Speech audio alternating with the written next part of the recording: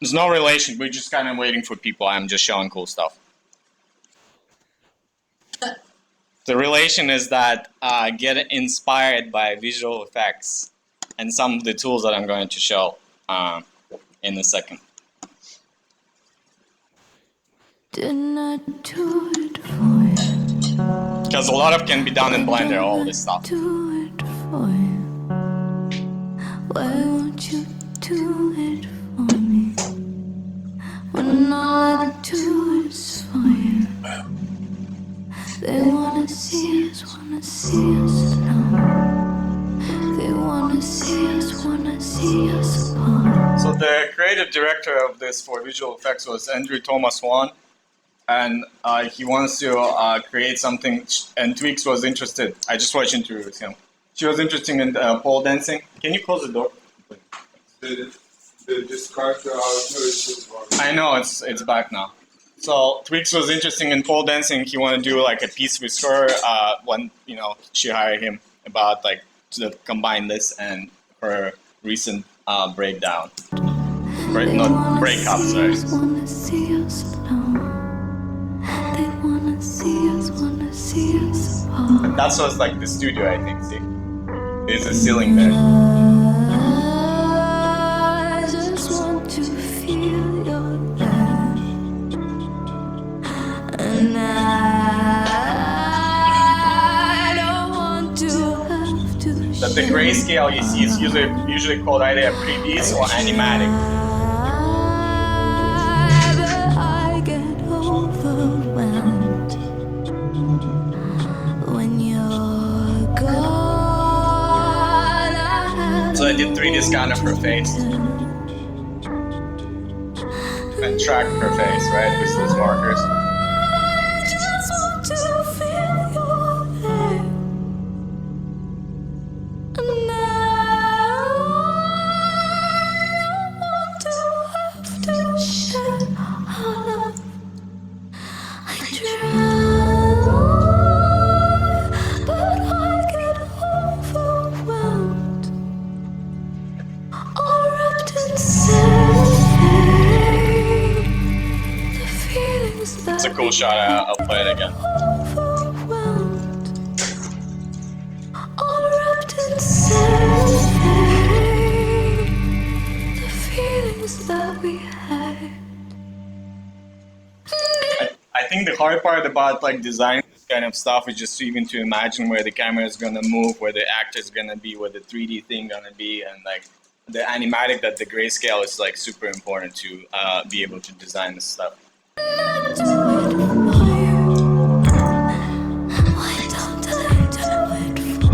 Also in terms of timing.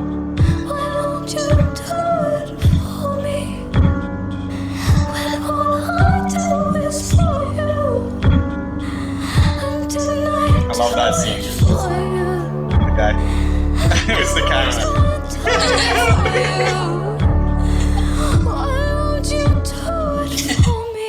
And another guy with the bounce card there.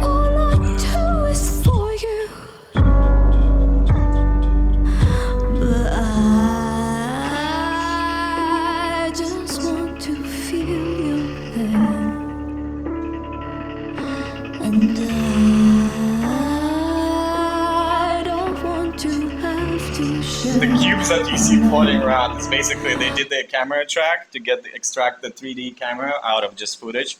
So they put the cubes just to see if it holds up in the before like giving it to a person who's gonna add more 3D stuff. But I get overwhelmed when you're gone. I have no one to tell.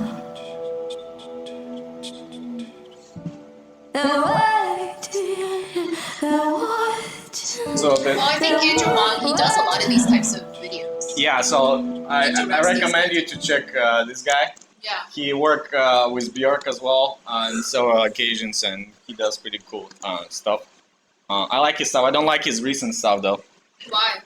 I don't know. He kind of got like weird. He got weird. Yeah, he got into this like more. I don't know. It just looks strange to me. Very avant-garde. That's how I call it. All right. Who were the 3 artists on that film? Like besides Andrew Kwok, like he was the director. Who was the other people who worked? Like anyone you know? No. But Sneh, my partner who I work with, she met Andrew Thomas Wan in New York a year ago or something. Yeah.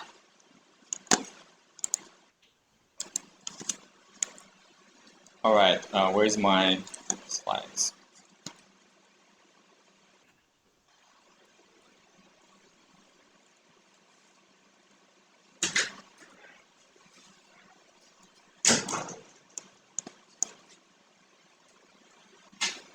So actually, before we begin talk about Blender, I want to kind of do a recap for people who was not here last time of some of the stuff that we look at, and I want to show a couple more behind the scene videos of personal stuff that I didn't have a chance to show last time, and people were curious. So I think this would be interesting. So last time. So the whole idea for these 2 sessions, so basically we have 2 sessions of talking about visual effects in 3D, and the idea to kind of give an understanding of the subject from a very high level, just to that you guys understand the process of visual effects and some of the tools and techniques involved in that process, and not really try to teach you any specific tool in particular. And last time I showed one of the projects that we've done called Mate Taiga, and I also show a breakdown of that. So if you're curious, you can go to CodecCAD.xyz and check it later. But so in this project, I was just gonna show you a few scenes, just for the recap. So there was this scene. There's a 3D character and a 2D character composited together that was done with a green screen, and there are several scenes at the end where there is a 3D assets integrated into a live action play. And so after I show that and show the breakdown, I showed how to use software called Cintai. That's how it looks. Cintai 20. This is a wrong executable.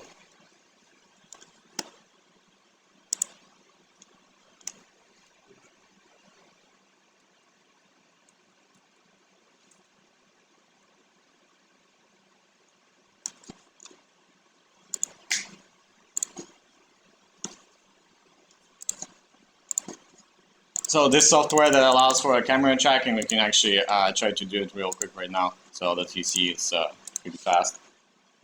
So projects, I think this was here, example, source. So yeah, I use this scene as an example. Let's drop it here to do the camera tracking. So I have this is just the footage. And in this case, the footage is very simple, so the software tracks it automatically. So it tracks features on the image, like within those markers that it identifies automatically. And the result of that, you get camera and 3-dimensional space and those markers. So it outputs like an XYZ time series for the camera? That's a very scientific way to talk about it, but yes. So it output for every frame, it output the coordinate, a matrix, transformation matrix for the camera. So rotation, translation, I guess there's no scale. But it also can track your depth, focal view, like if the lens is zooming in, and so the software is advanced. And this is a very simple example and does it automatically. But the more complicated example, as I mentioned last time, when there's not enough feature, when the camera is moving crazy, then there's object. So that will require a lot of effort often, and like sometimes like days of work. And so the output of this program is the camera trace, and then you import it. Yeah, and here I can even do like a little test, so I can create Earth link right here. So this is just for testing, right? So I put the guy there, make sure he's on the ground, and so if I play, the guy sticks. Wow. So Very cool. Can you do stuff like camera stabilization? yeah, because it's the same kind of thing. So, and I think this is a process is always like hidden behind the scene of big visual effects or small visual effects houses, but it's basically every time like any kind of visual effects or serious enhancement perform on the footage, this is always the first step, and it's called motion tracking or match move. So I showed that, and then people were kind of like curious about some of the stuff, and they showed like, oh, what if you have like a moving object on the footage? And I've done some of the I will show you just some of the shots that I've done with this. Where is my DaVinci?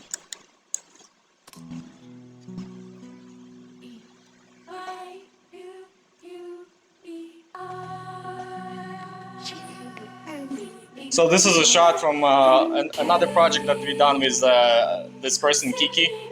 We went to this place in Georgia called Skaltuba. It has 14 or 17 abandoned sanatorium that Stalin's built, and they're all abandoned, but they're like this palatial, amazing buildings. It's just an incredible place.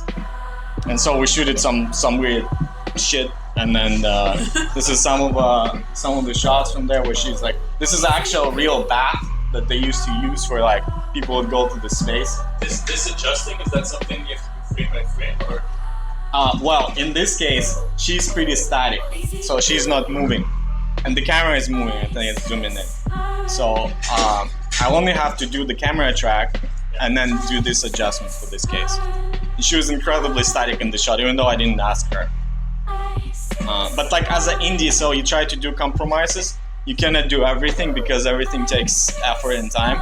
And so often you like lock the camera or the person doesn't move to do the effect or like separate. So you do the tricks. Yeah. And so that was the match. So I manually positioned the avatar. And this was a 3D scan of the head we did. I just went in the backyard in Tbilisi, our house. So I took a bunch of pictures. And then I used a software called Agisoft Metashape. Called what? Agisoft Metashape Professional. It's a software for photogrammetry. So it can create very high detail scan. You can see it's super detailed. I think it's one of the best scan of the face I've done actually, because the weather was perfect. It was overcast. And I use it so for the same shot, instead of using the random avatar face that doesn't match and I have to like connect it there. So I use her face, and that's like, it's satisfying. It's very satisfying when you put this 3D mesh and it's matched perfectly. You're like, fuck yeah.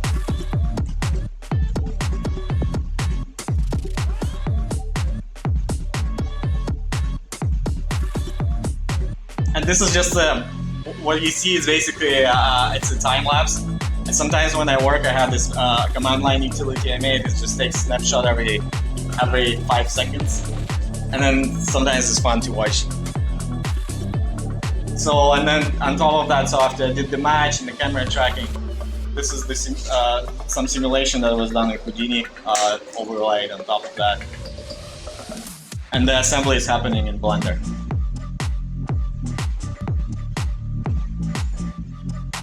This is just a little bit of a compositing inside the Blender just to get the background in place. This is all the time lapse? Nice. Yeah, what I'm trying really to do, I'm not trying to go for a final result, I'm trying to get like basically a shot of grayscale, and I'm putting in DaVinci. You can see I have this timeline in DaVinci. Of how you're adjusting the music while you're working.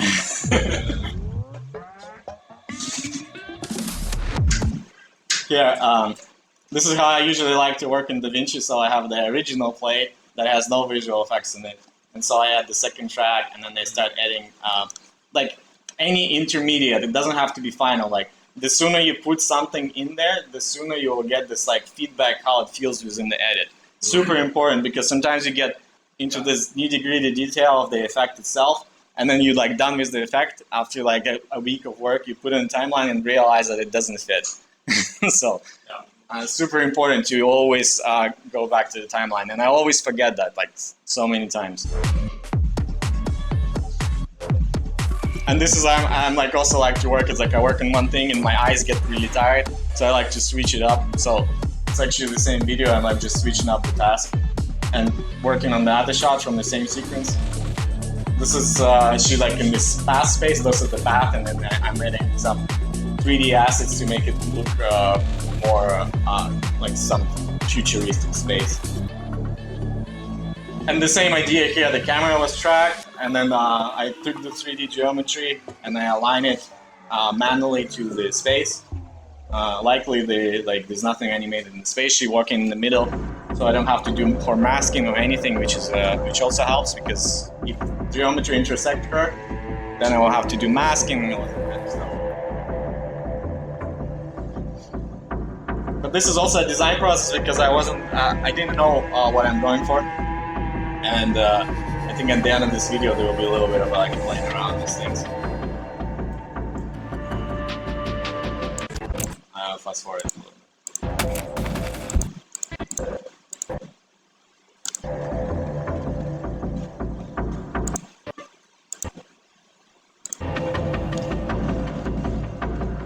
The actual final structure was not didn't end up looking like this bag. So it was one iteration. I guess this is it.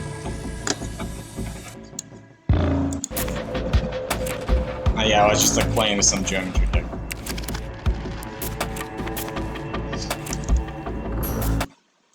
So the reason why I want to kind of show this video, and that's provide like a transition from the previous lesson where I show you like this high-level workflow into Blender and what Blender can do in this particular case, how I'm using it for this particular project.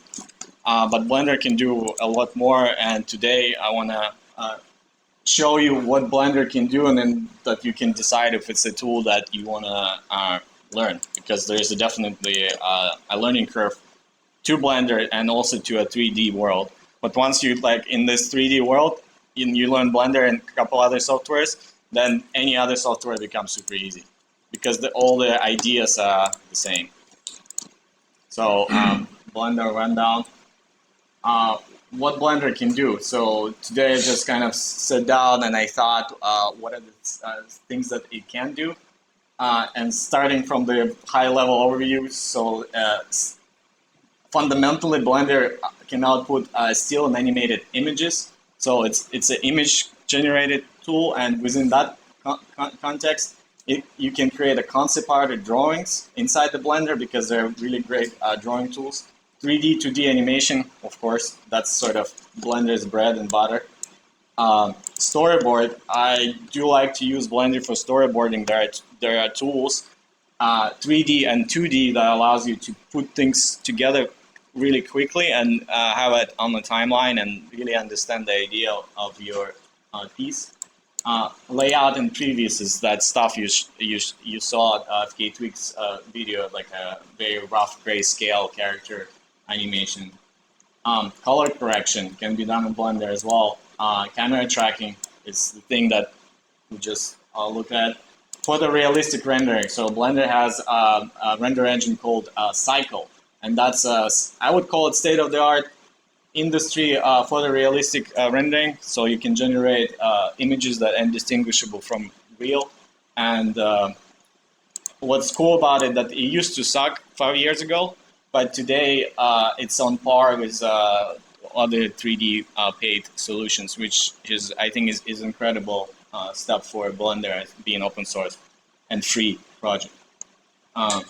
So one like utility things, you can create and edit 3D meshes and curves in Blender. This could be handy if you're doing something with 3D geometry at all, maybe not in context in Blender or somewhere else. You can. It's nice to know Blender because you can open things, examine things, modify 3D objects. Digital sculpting is one of the also interesting thing. I think Blender has a very strong tools that enable digital sculpting, similar to software, professional software called ZBrush that costs a lot of money. I often nowadays, instead of using ZBrush, more often use Blender because it's just all built in one nice context. So creating editing texture that's more specific for 3D. Procedural geometry generation. So recently Blender introduced a system called geometry nodes, which is a node-based system that similar to Houdini that allows you to modify and create geometry by creating little node-based scripts. And compositing, of course, you saw I doing a little bit of that where I put background and my 3D thing over the background. So this is the video I also posted here because I think this video is pretty cool. I don't think we're gonna watch it, but I just want to point it out. So similar things that this person talks about here.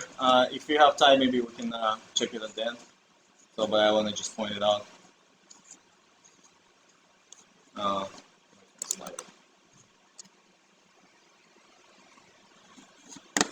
So, actually, before we jump into Blender, and I show you a couple of things, let's actually do watch this video because I think it'll be much softer transition.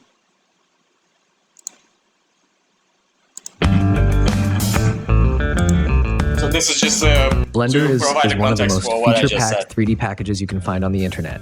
If you wanted, you could make a full-length cartoon movie from start to finish without ever leaving Blender. But how would you do that?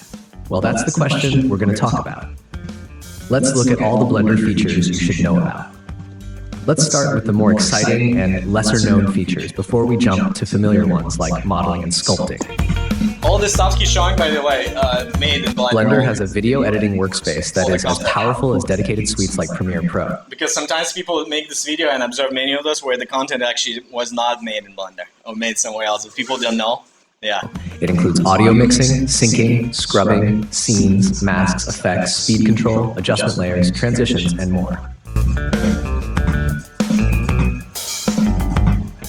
Motion tracking. Most VFX shorts start with motion tracking, which involves matching the movement of your 3D camera to the recorded footage.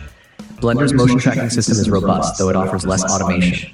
For more automated solutions, I disagree. I'm going to pause and then do like a commentary. I disagree with that. I don't think it's robust and like actually a pain in the ass to use. But for a simple shot that he showed, like a drone shot or some like aerial shot, totally you can use it. Super easy to use. But if you have something more complex, then you kind of stuck with it. you can try FlaxTrax, a Blender add-on. Like, and you see all the shot that he showed. It's like a drone wide angle. Blender can remove a green screen background, a feature of the compositor that requires only about 3 to 4 nodes. And this is pretty handy. Let's say like you need to remove background from the footage like real quick for whatever reason. And then like, you know, how do you do it? I mean, you can do it in DaVinci as well, but like let's say you don't have DaVinci, you have Blender installed. So it's pretty quickly, you can just watch 5 minutes tutorial, jump in there, drop your plate, get a few notes and, you know, get something with the alpha channel. Blender offers various color correction tools like color balance, curves adjustment, hue and saturation, masks and previews like Luma Waveform, Chroma Vector Scope, and histogram displays. Blender has become a procedural powerhouse thanks to geometry nodes, allowing for the creation of full cities, animated crowds, unique buildings, and more. Proceduralism has fully transformed Blender into a competitive tool, rivaling industry giants like Cinema 4D, Maya, and 3ds Max, all while working with a fraction of their budget. For example, an entire city can be generated using geometry nodes in Blender. This includes buildings, cars, streets, traffic, and more, all created with a single generator. Blender's fluid simulation system lets you create realistic lakes or rivers with options for splashes, bubbles, foam, spray, and more. For advanced control, add-ons like Flip Fluids and Fluid Painter are You can available. do some simple stuff, but that's pretty much it. Blender supports smoke simulation and VDBs, allowing for fire explosions and more. Eevee in Blender 4.2 has been improved for better and faster volume rendering. Now Smoke you is can use primitive? Smoke is VDBs also from considered a Embergen fluid. directly in Someone Blender talked and about render fluid them in simulation real of time smoke with is Eevee. also This considered integration fluid allows for simulation. realistic smoke. For like, if you for whatever reason you need to do a smoke or fluid simulation, there's a software called what's it called? Embergen. Embergen? Yeah. For some reason, it does run. So usually a smoke simulation done on the CPU in Houdini, traditionally, it's all computed on the CPU, and that's pretty slow, but allows you for a lot of flexibility.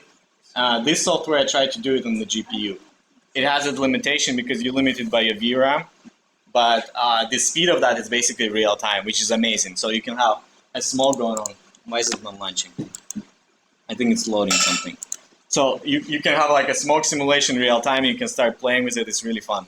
You can like put objects in colliders and like design your thing and then like render it real quick. Real lifesaver if you like want to do something really quick. But Blender Fire and dust simulations within like Blender, providing artists with powerful Once it's loaded, I'll show you. tools to create stunning visual effects. If you're interested in learning more about these simulations, consider checking out the Blender VFX course by Top Channel 101 and Grant Abbott.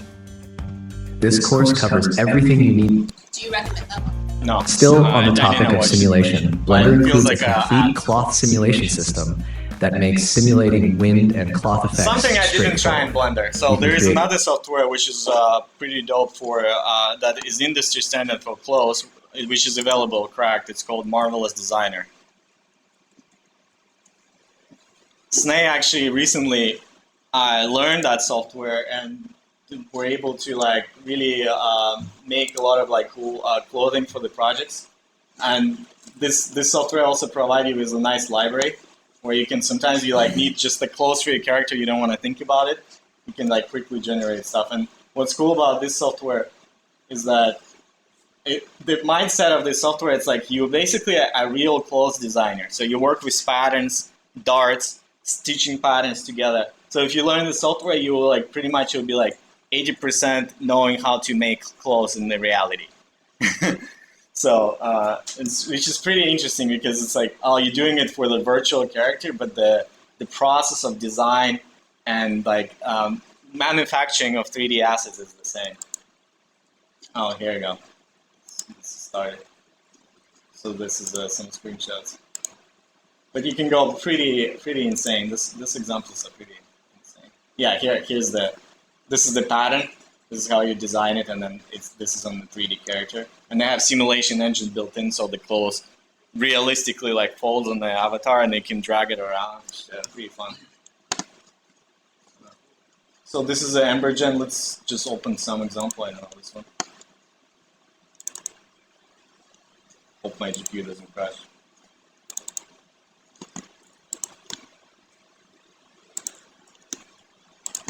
Close that.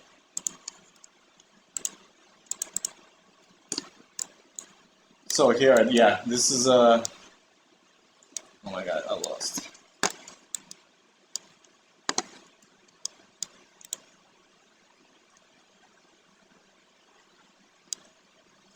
The hardest thing about 3D software is to first learn how to navigate. Is it something you really need a mouse for? Yeah, well, I have a mouse. You definitely need a mouse, yeah. But here I screwed up. And I don't remember how to go back to the view.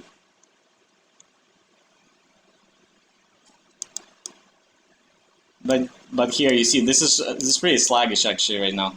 But this simulation is running real time, and I can modify any of these parameters here on the right, and then change the smoke, and it will re-simulate. That's a bit detour.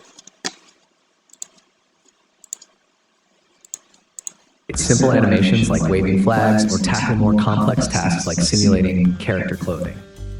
While character clothes can be challenging to design and animate, there are dedicated add-ons that simplify the process. For instance, Simply Cloth comes with a comprehensive cloth library and various tools to create custom clothing. Another useful tool is Divine Cut, a new add-on that provides detailed clothing generation with starting templates. These add-ons enhance Blender's built-in capabilities, making it easier to achieve realistic and dynamic cloth simulations.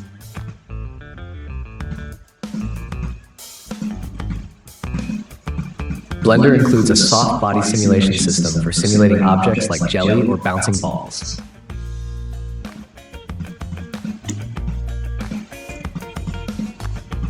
also not anything related to The simulation opposite is not of the the strength of soft body Blender for system sure. in Blender is the rigid body system, which is You can also do built it into the simple software. stuff, but This system simulates how gravity not- affects it's not objects and how they collide with each other. It's an essential tool for creating realistic physical interactions in scenes. For example, in the Blender VFX course I worked on with Grant Abbott, we used the rigid body system to model a building and then simulate its destruction, adding dust and other effects on top of the simulation. This course provides practical insights into using the rigid body system Yeah, for you see, it's dynamic like- and visually impactful it's already scenes. like it's pretty slow. It's like in this simulation is useless because there's not enough details for sure. So for any kind of shot, unless it's a cartoon or something. So and then create like a realistic building destruction like that, you need a lot more layers and details than that.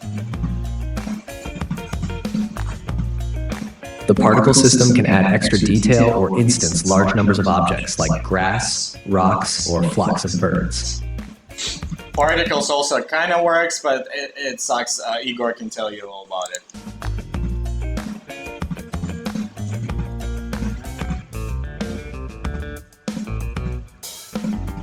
When it comes to creating animation, Blender is nearly as good as Maya. It offers all the essential tools, including character rigging, constraints, a pose editor, nonlinear And animation that's for the strong independent side, I movement, think. This forward and animation inverse blend kinematics is for awesome. fast posing, and more. These features provide animators with the flexibility and power to create complex animations. Several animation movies have been made in Blender, showcasing its capabilities. For example, the Netflix series Maya and the Three, the feature film Next Gen, were both created using Blender. These productions demonstrate Blender's ability to handle professional quality animation projects, making it a viable option for both independent creators and major studios.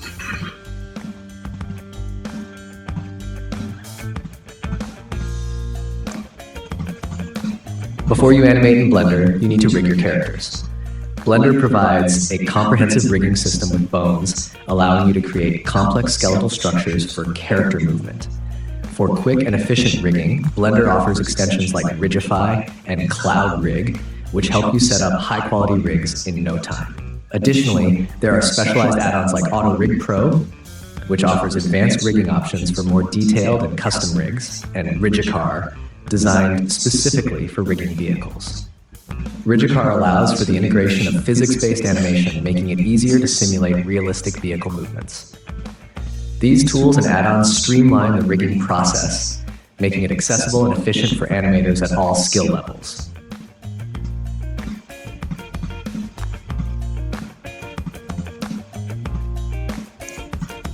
If you are team, they provide a way to smoothly transition between different shapes, like Extreme PBR Nexus, which comes with hundreds of PBR materials to help you photorealistic renders. Blender's texture painting tools are versatile enough for most projects, but Yeah, they can this be is cool. enhanced So with you add-ons can like you can Deep paint on which 3D can models convert in brush Blender, strokes which into I grease think is pencil also very illustrations. cool and handy. But often you need like a very expensive software to do. Apparently, can do in Photoshop, but I think it's real pain. In addition to texture painting, Blender offers vertex painting, which allows you to paint directly onto the vertices of a mesh. This method can be quicker and is useful for adding color details without the need for complex UV maps, though it requires a Probably use this sufficiently on every dense mesh single to capture project. finer details. Like What, a the coloring? vertex color, yeah. Dynamic painting. But I often generate it. Blender also by some supports formulas. dynamic painting, a feature where other objects. But sometimes I act do a as manual brushes. mask too. This technique can be used to create effects like footprints, waves, and collisions. And here they're using the same. Basically, it's living where it's intersected, living a color, and then they're using this color or attribute, right? It's just a value to displace the vertices. Adding paint wherever the objects touch. Baking tools. Blender allows you to create procedural shaders that can be baked onto textures. All right, This shader. style rendering, Oh, this is such as reflections, can be displayed directly in the viewport, making it easier to refine your compositions. In addition to cycles and Eevee, Blender offers freestyle rendering, an effect that can be added to the final image to highlight or trace the edges of objects. This feature can give your renderer a more cartoonish or stylized look. While freestyle rendering can sometimes increase render time and has some limitations, it offers a unique artistic touch. Additionally, you can use shader-type freestyle materials from libraries like Stylized Shaders to further enhance the. all right.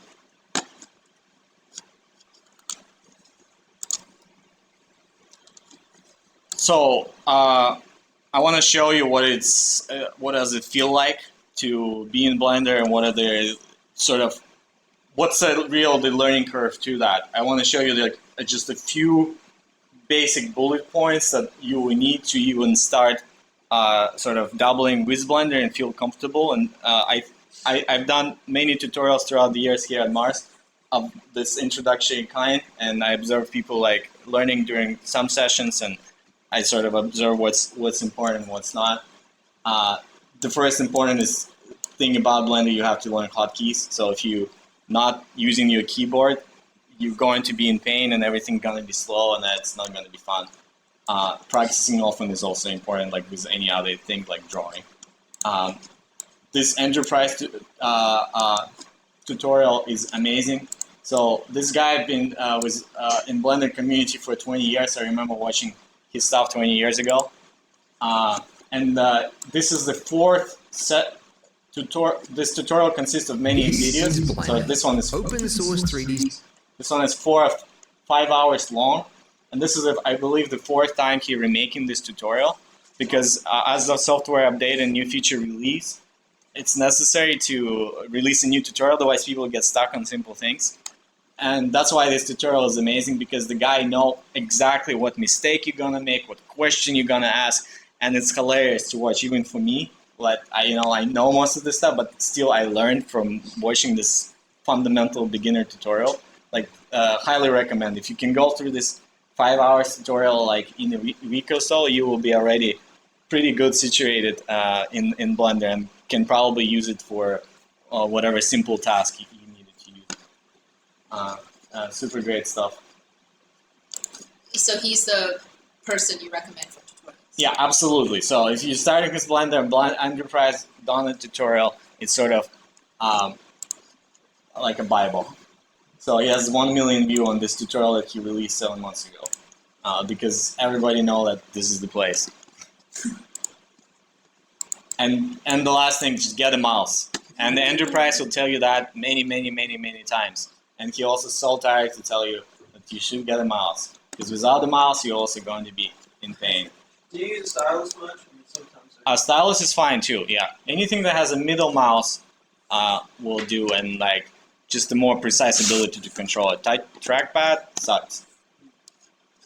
So here we in Blender 4.3.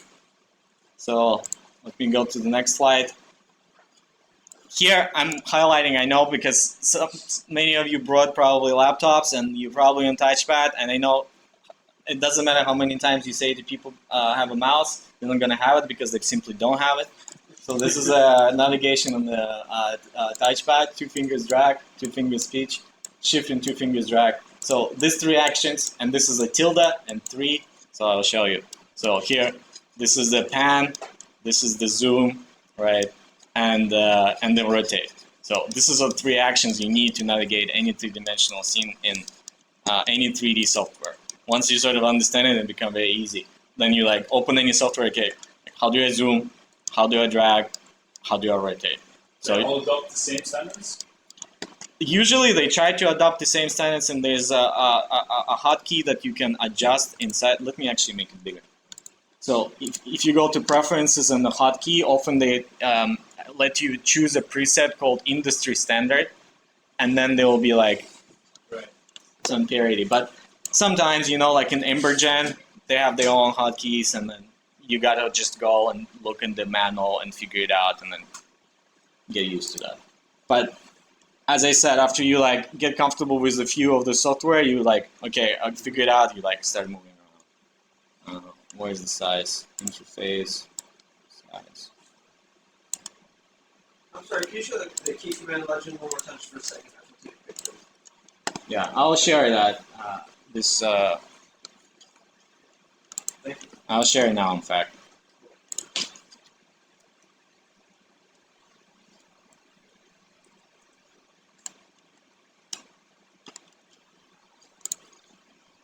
Yeah.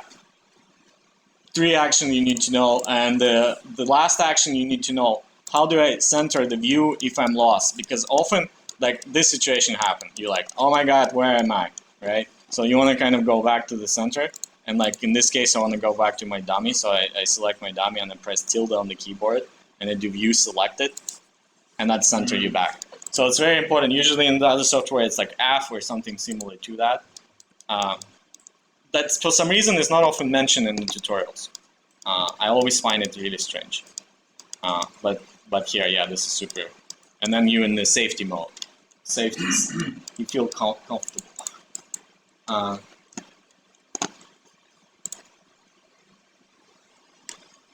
So the next thing you probably want to do in any software, because you're dealing with just things and objects and curves, you want to move them around. So in Blender, traditionally done through shortcuts, and the shortcuts are G, R, and S. G stands for move, and the other ones are mnemonic. R for rotate and S for scale. I don't know why G is for move. And so the way you do it, you select an object, press G, then you move, and then you click, and then you release.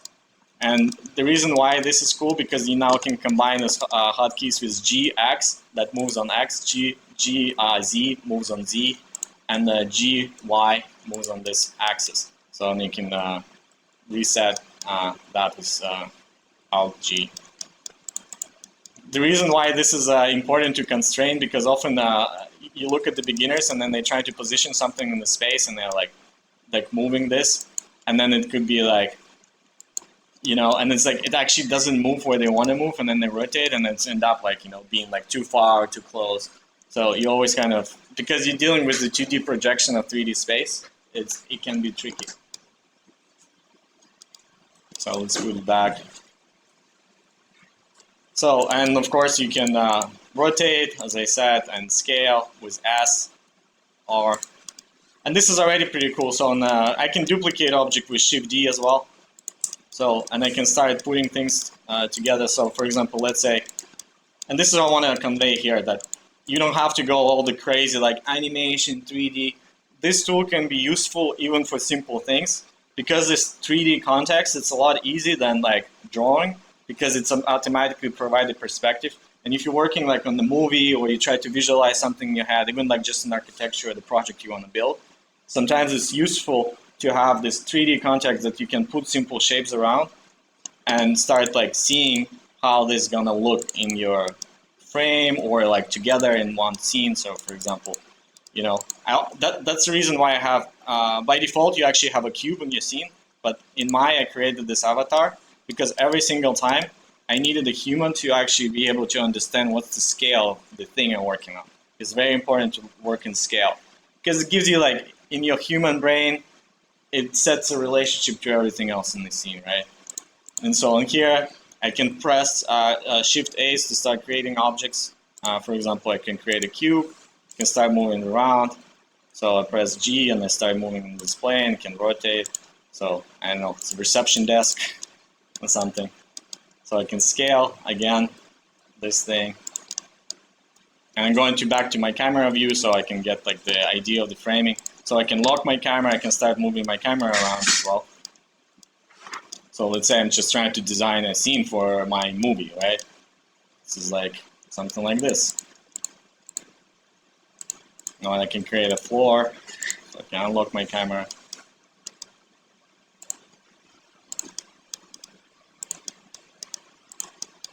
There's also some amazing plugins that provide you some free stuff. One of them actually I have here installed called Blender Kit. Let's say if I type chair, this is pulling stuff from the internet. And you see a lot of stuff has locks, but a lot of stuff do not have locks. For example, this chair is free. So I can just drag and drop it from this panel directly to my scene. It's going to download the object and going to just instantiate it in my scene. And now I can start moving this thing around, which is also pretty cool for this kind of prototyping. It's pretty nice. I can go to my camera, you know, check this chair. What I like about Blender Navigation that I can do a lot of the motion because I'm using the shortcuts without leaving my camera view. So for example, I want to decide where this chair go, I can press G and then Shift Z to lock it in the plane, and I can start moving this chair around and see what what's a good framing for this.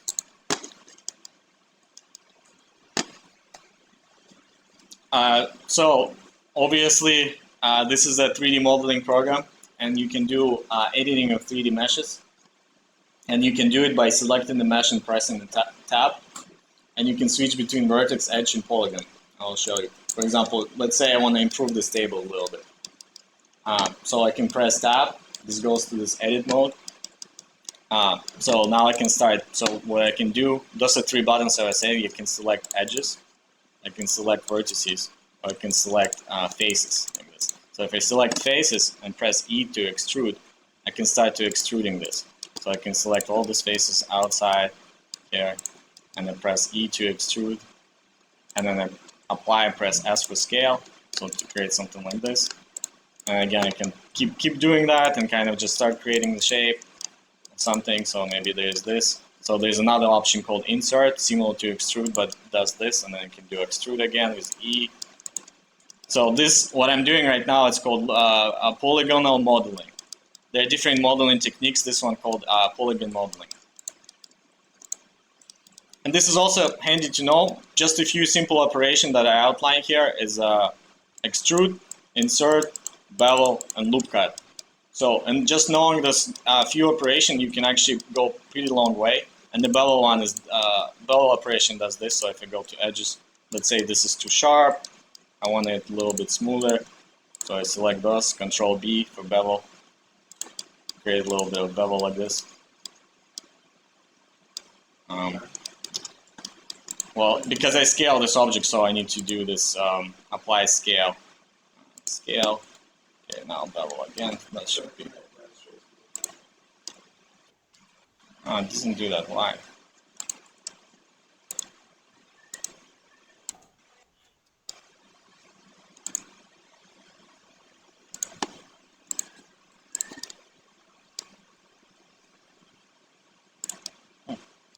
I know. Here we go. Yeah. You know, bevels a corner.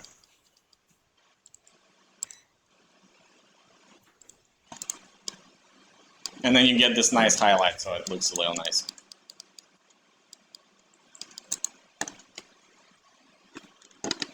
So, and here you can toggle between different views.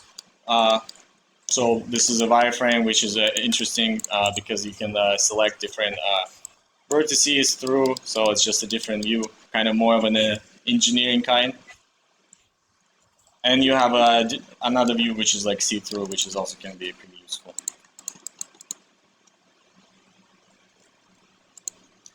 So, and of course here, this is all grayscale, but you can start putting lights. So let's do Shift A, light, spotlight. Spotlight is one of this kind of like a basic lights. I already have one light in the scene here. I'm going to remove this. And you see I'm able to do things pretty fast because I'm just using hotkey with my left hand and just navigating with the mouse. So, and now if I go to the render view, so you see that the light is there, but it's a little bit dim. So I can increase the intensity of the light. This is like an interrogation room. So on the first spotlight, you can adjust different parameters like color. Let's do it really like cold.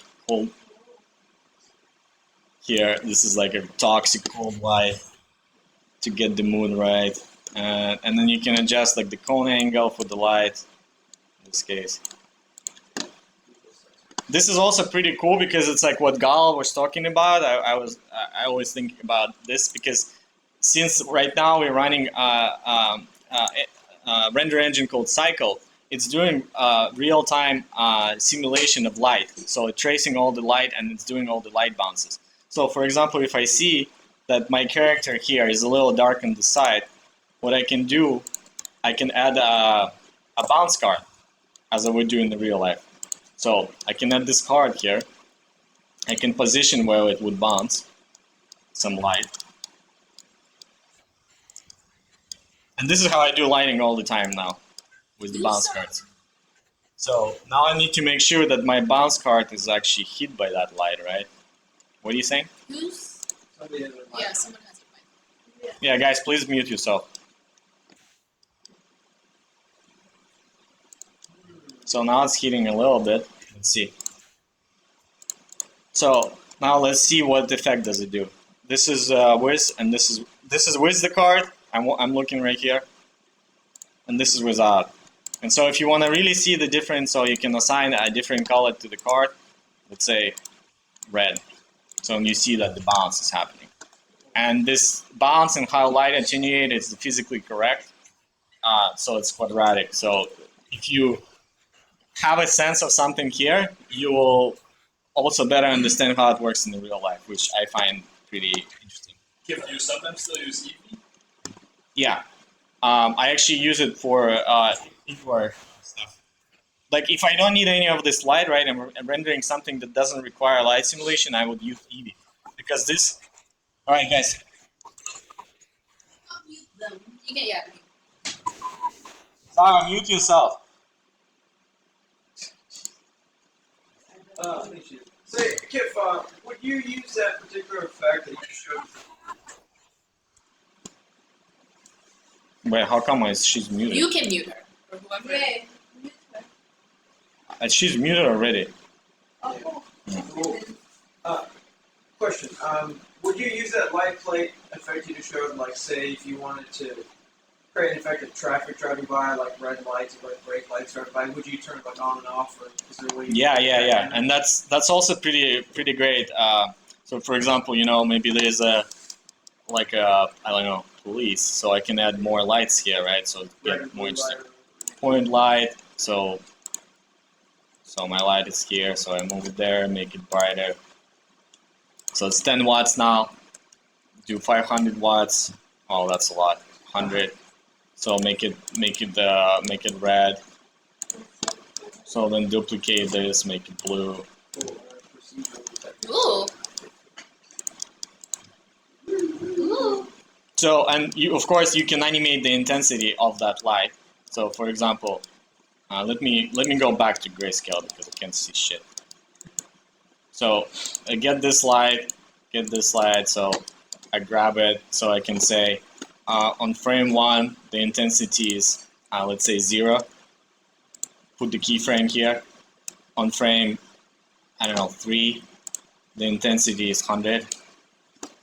And so I don't want to do it for every frame, of course. So you can see the key. I don't see the keyframe set. I think because it's selected. Where's my keyframes? Anyway, let's go to this the curve graph editor.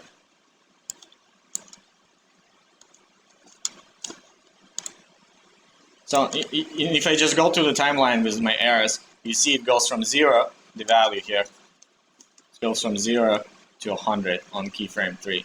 But I don't see my keyframes here for some reason. Let me see. Okay, now I see it. Because my show selected only was. So now a frame. This is my animation right here. It's just in the graph form. So, but what I want to do, I want to cycle this animation. Let's make it linear first. Linear. And so if I select this light channel, I can add a modifier called cycle. And so now it's gonna go from 0 to 100, and again from 0 to 100. Let's actually hide this out the light because I don't want to animate. This is just gonna be blue light. And instead of going to a cycle, let's render it with Eevee. This second button here, it's actually Eevee, and we go scene light and scene world. So this is we're rendering with Eevee, and you see there's no bounce, but the light is still rendered correctly. So and if I play now, maybe it's blinking too much.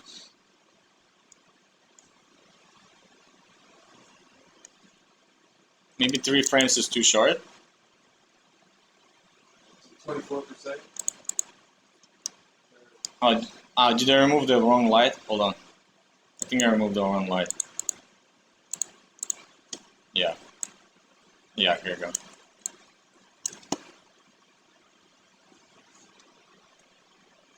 So go my camera view play. Oh yeah, this is very fast. But no worries because we can easily just offset this keyframe.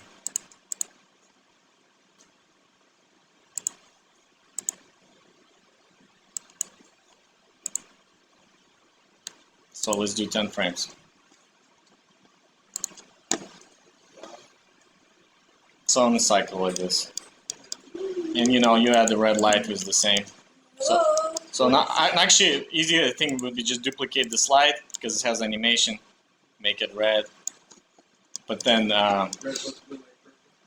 we need to offset it, maybe offset it for 5 frames. Oh yeah, totally. The police Oh shit! is here. The police is here. Oh my god. But you know, doing just the simple things like that, you already get the emotion, get the idea. You can use this for like an animatic scene or whatever. That's great. So another thing that, a few things that I want to show you besides doing that is, so Blender has a pretty cool sculpting context that I really like. So instead of just like, you know, when you have vertices here and you can like move them around, this is a little bit like not convenient sometimes, even though you have like tools like soft select. So for example, I can enable soft select and it like allows me to do like groups like this, which is handy if you just, let's say I want to adjust some proportion of the face right here, right? Which is really nice. But there's a whole context for sculpting. So if I just go to a sculpting mode, now I can start sculpting on the 3D mesh. And there's all these brushes right here. So the basic brush is draw. So that allows you to just kind of offset. There's not enough, so because our mesh is not very dense, we don't have enough points to work with. So we can fix that by using this remesh functionality. So if I adjust the remesh grid, here, show you. So this is a remesh grid. So this is how dense is it going to decimate this mesh. You'll see in a second. So I do this, and I press Control R to remesh, and you see this is kind of like it decimated the mesh. Maybe it's still not enough, so I will adjust this mesh a little bit more.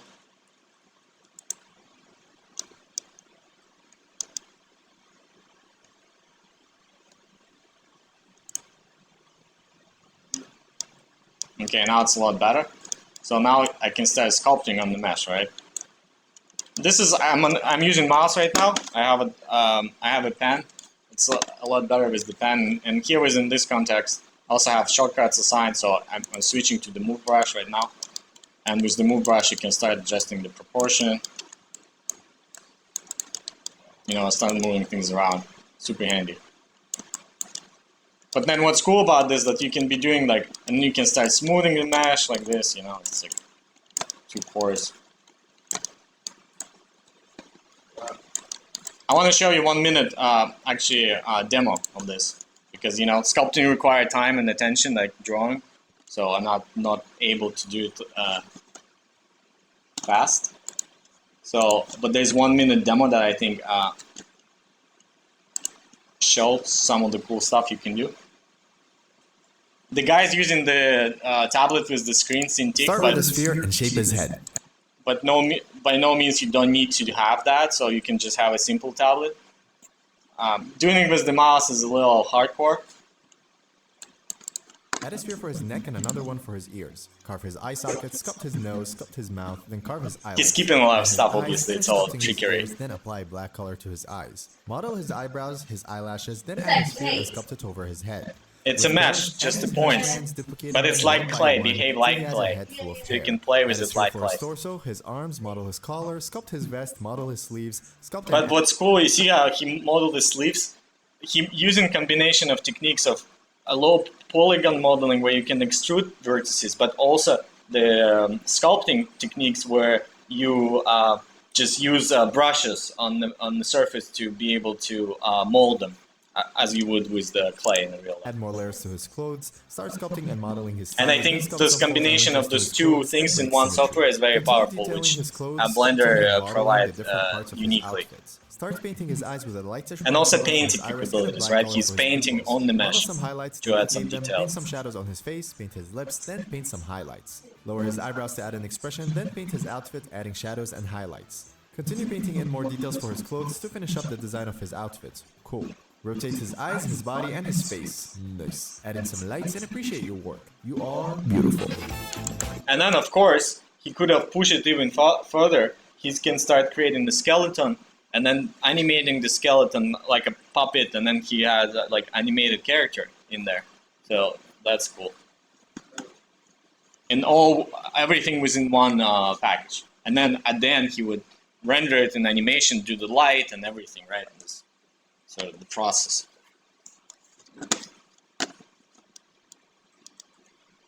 Okay, where we at? I want to recommend this channel. If you're curious about digital sculpting in Blender, this channel is pretty cool and pretty inspiring. They have a lot of just the podcasts where they talk about stuff. Those guys also been around quite forever. Prefer. It's called Flip Then we Normals. have the grappa brush. The grappa Flip Normals. Here, this channel. Flipped normals. Yeah, those guys, they're pretty good sculptors, and they also been with Blender community for a long time. They do talk about different softwares and use more professional tools for that. But I think worth check out if you're curious about like a character creation, digital sculpting. They have a lot of interesting videos. I really like them. One of the best people out there.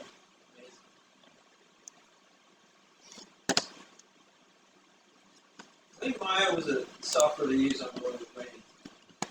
So, Yeah, that's been a long time ago. Like the software made like a giant leap forward. Like when this Lord of the Ring was made, Blender was just in infancy. You could not do anything in Blender. I think Blender became what it is today only in the last 10 years or so, maybe less. And the reason why is the person who's been pushing the Blender, I forgot his name. He's in the core Blender Foundation. He's been trying to get Blender, up to speed for many years, and somehow, finally, they were able to get to a lot of attention and fundings from the big companies like Unreal and Google and others. And I think they able to pay the bills for developers right now, and like they really push it forward. Now, Blender is really a pleasure to use, and it become a tool for use for like a high-end paid production more and more, which I find fascinating because it's. I feel like there was a point in history where Blender could die. If not this person, Blender would not exist. People will just forget, or it would always stay in this kind of like really like geeky, not really useful reality, where it's like, if it's not fast enough, it can compete with the modern tools that made by people with money, then you're just not gonna use it. Only like some hobbyists are gonna use it.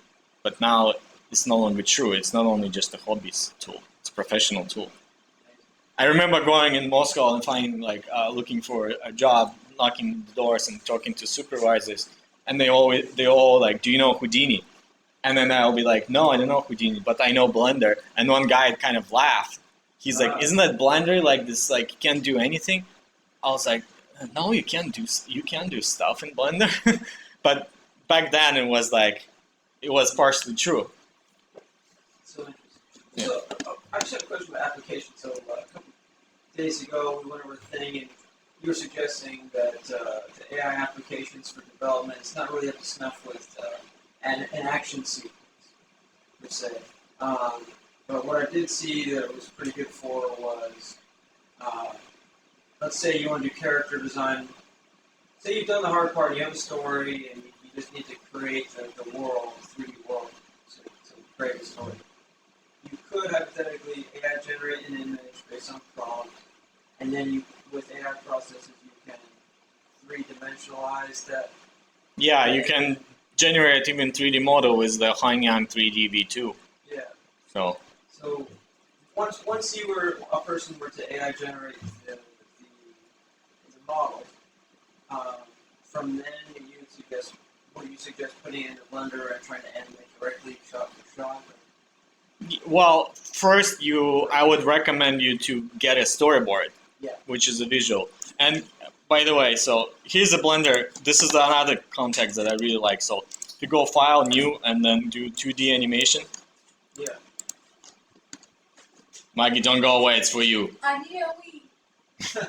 You what? I'm bursting. I've been waiting 10 minutes. I got another. Okay, Stella, you can do 5 minutes. Don't get to use If I piss myself, you Well, Gone. Yeah, this is okay, Maggie. 2 minutes. 2 minutes. This is what amazing. You go New, File, 2D animation. Loading. And this provides you 2D context, and I really like this because how the pen feels, and like I really like to put my brush at the 100 and like disable pressure, and it provides this. Again, I'm not on my tablet right now, so if I do a bigger brush, but so it doesn't have this like a fades in, fades out. But when you're on the tablet, it actually has like a nice fade in, fade out connected.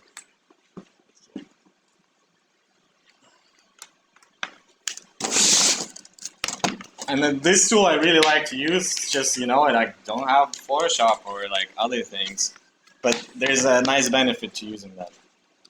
Well, it actually freaks out. I think when you connect tablet when you're already in Blender, it freaks out.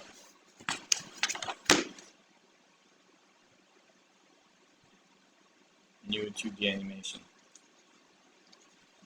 Yeah. So I disable pressure.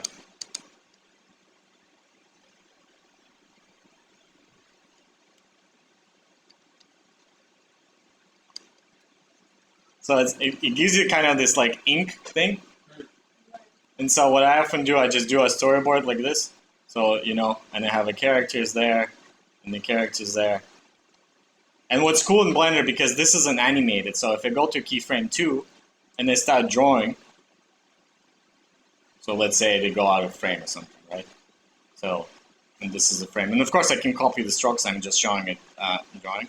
So now, if I go there, it's animated. So you can kind of just start doing animation, very simple. All I did, open application and start drawing, and then I've set the timeline, which is pretty awesome. But I often do, like not even animated, this is like, the storyboard can be just, and then the next scene you have a car or something, right? Even if it's just the stick figures, it's already better than anything. And then he's like saying stop or something. So if you have like even on a piece of paper, but like this is, I'm just showing, this is pretty cool. I really like to make my brush big and then just to do some like sometimes concept art. I was like, oh, what is this shape? That's interesting. Well, you was like, have cool. a stylus, no? Yeah, I have a stylus. Instead, creating like a weird shapes, like a silhouette kind of thing. And you can start working on top of that. Yeah, and the coolest thing about that, check it out. Oh, shit! That's So now I can use the same things that I already know. So if I go to object mode, like we already learned how to create a cube, for example, right? So I can start creating a cube and putting it in the scene, and all that stuff exists within the same scene, right? So this cube, I can change the color of this. blowing my mind.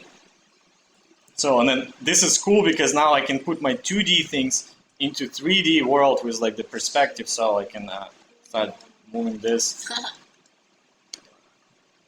Let's say it's some sort of building or something. So the other stuff is 2D. Yeah, this is sort of, well, the strokes are actually 3D. You can see this has this stroke Oh, has, it has volume. it has like a thickness, yeah. It has Yeah, it a does. radius. Can you play with light on top of the strokes? I think you can, yeah, but you will need to convert them into a mesh first. Because, or maybe not, I actually haven't tried it. Let's I, try it. if you need let's see. Yeah, I think I need to, so when I select them, they show me the materials for the strokes. I don't know if I can do new material. Yeah, you can AI render that blob into a big tick monster or something. Looks like by default, Oh, fuck that. well, what we can do, we can just do Shift D, duplicate this thing, object, and then convert to mesh. Oh no, Now it's just lines. Yeah, but let's see if we can add volume to this. Because I think it's really There gotta interesting. be a way. I'm just not familiar. I'm not sure on the top of my head. Yeah. So if I do this object convert to curve, I think curve should be better.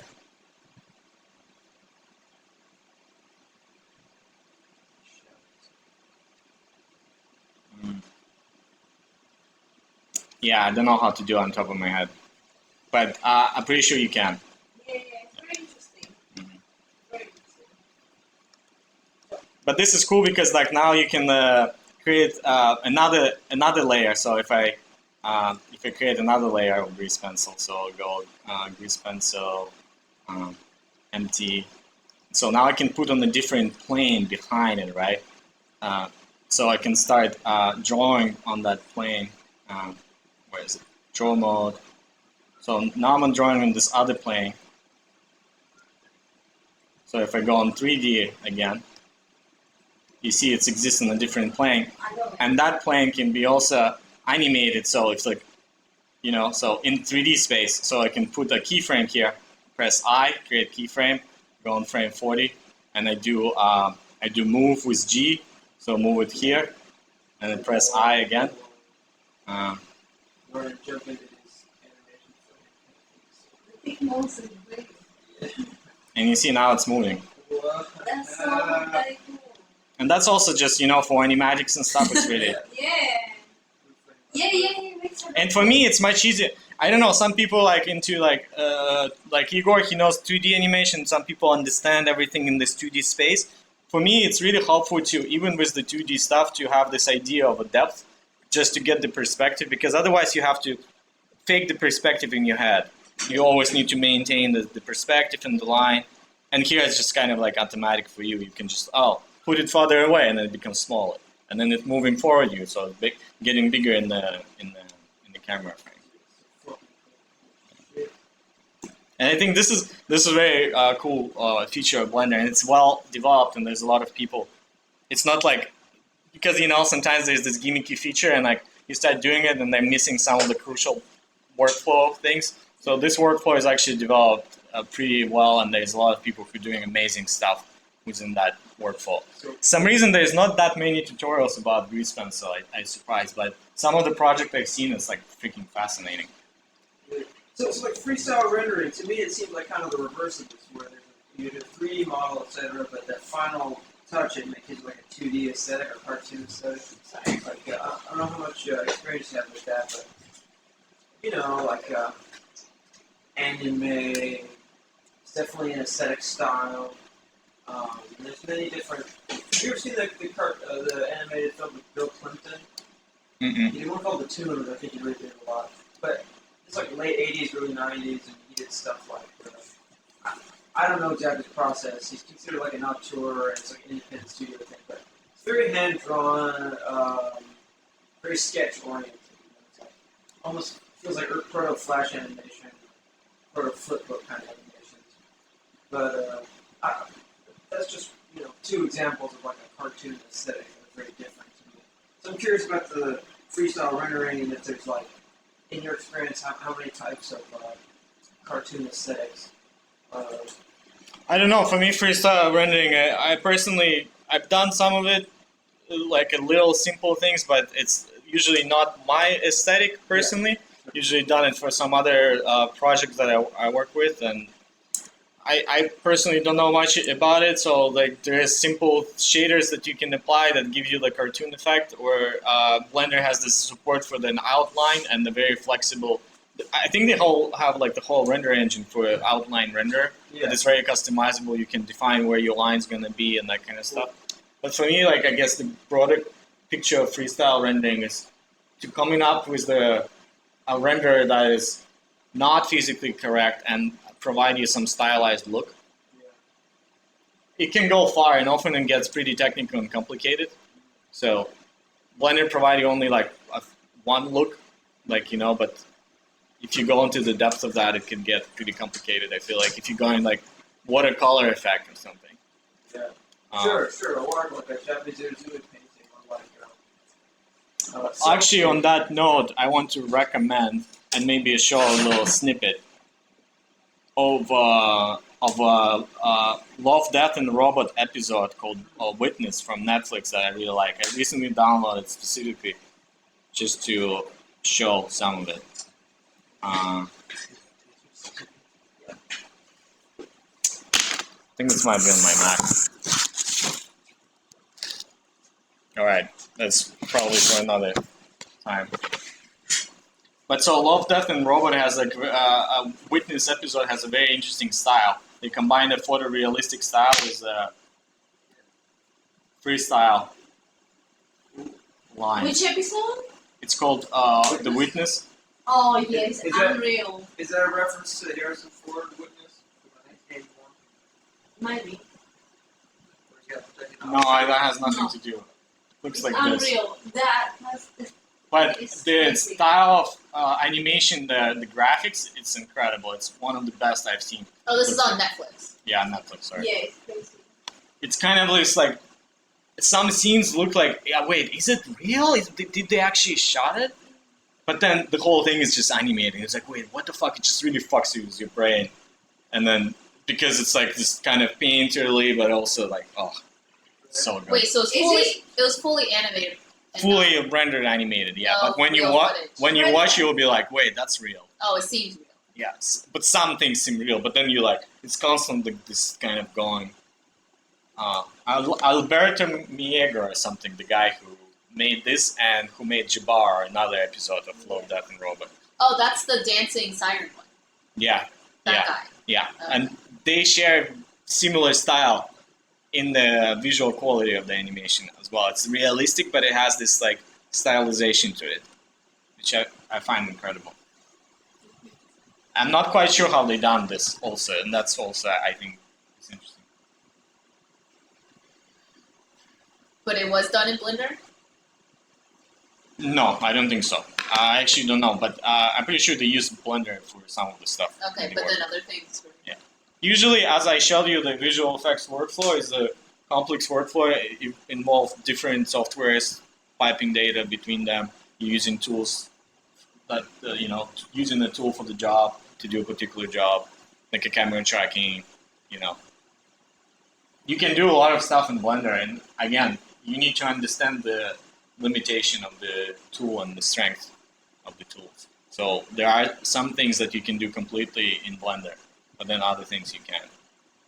But I think the mastery of the artist is to develop the workflow and exactly like learn different tools and then find a combination of the tools that allows you to create whatever you want to create. Yeah, totally. And that unique combination just makes you as an artist as well.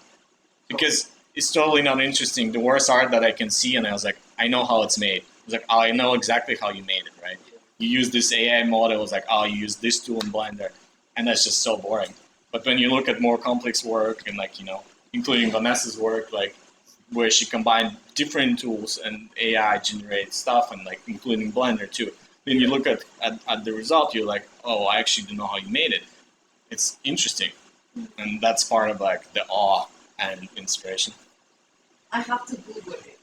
So they use Unreal Engine, ZBrush, Marvelous Designer, and Maya. I don't know doubt about they it. render it in Unreal Engine. They did not render in Unreal Engine though. They didn't render Mm-mm. Unreal. They probably rendered in Maya using the renderer called Arnold or similar. Because the rendering is photoreal. There's you see she's like reflecting in the thing, there's light Yeah. bounces everywhere. She's 3D. Yeah, she's 3D. Yeah, Kim, I think exactly what you just said can be applied to music. To anything. I'm talking about art in general, yeah. Totally. Yeah. Like in music, there's presets and stuff. You can just order online, and if everybody's using the same sound pack, the same samples, it's sort of like a Lego block approach, which is good. It's like a starting thing, or good to conceptualize, or good to do mock-ups or sketches. But you can't just slap a different bass line or a different drum beat on top of an already recorded song and proclaim it a remix. And then keep crossing the strings. And eventually, after some layers of that, you're eventually getting onto the original. So, yeah, I'm with you. Sure, yeah. All right. Yeah, it's 4:30 now. We're gonna wrap it up. Hope it was interesting. Totally. Great. Totally. Totally great. It's amazing. Wow. Thank you. Yeah. Thank you guys.